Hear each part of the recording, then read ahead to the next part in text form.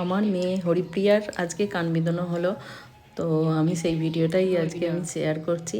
তো সবার কান বিঁধানো হয়, কিন্তু আমার মেয়ের কান বিঁধেছি বলে আমার হাত কাঁপছে। মানে এরকম একটা ব্যাপার, নিজের হয় না, নিজের মেয়ের কোনো ইমিউনাইজেশন হলো তখন হাত পা কাঁপে, সেই টাইপের আর কি। কান বিঁধেছি বলে হাত কাঁপছে। কাঁচিটা তো বারবার ওকে জিজ্ঞেস করছি তোর লাগছে না তো, তোর লাগছে না তো, মানে ভয় লাগছে। আর এই মাঘ মাসের 17 তারিখ কান বিঁধানো হবে। ও 4-5 মাস আগে থাকতে ও দিন গুনছে কবে মাঘ মাস আসবে, কবে মাঘ মাস আসবে। তো আজকে ফাইনালি আমার মেয়ের কান বিঁধানো হলো। ছোটদের হয় না এরকম যে সবাই বান্ধবীরা সবাই কান বিঁধিয়ে ফেলছে, তো ও কবে কান বিঁধোবে সেই নিয়ে ভীষণ এক্সাইটেড যে আমি কান বিঁধোবো, কান বিঁধোবো। কানটা বেঁধানোর সঙ্গে সঙ্গে কি হাসি, ওর লাগে নে, কিন্তু তারপরে পরে বলছে মা কিছু ভারী হয়ে যাচ্ছে কানটা, যেটা হয় আর কি, স্বাভাবিক ব্যাপার। আমার হাতেই হাত কাঁপছে যে বারবার কানেরটা পড়ে যাচ্ছে।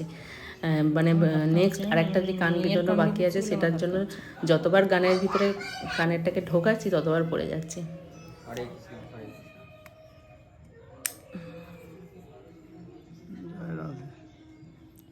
টেনে ধরবে না, তাকে টেনে ধরলে অসুবিধা।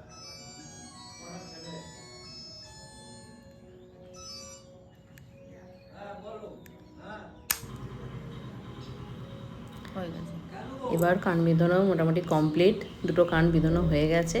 তো স্লো মোশনে আমি একবার দেখিয়ে দিচ্ছি কিভাবে দুটো কানের মানে ঠিক একই জায়গায় বিঁধানো হয়েছে।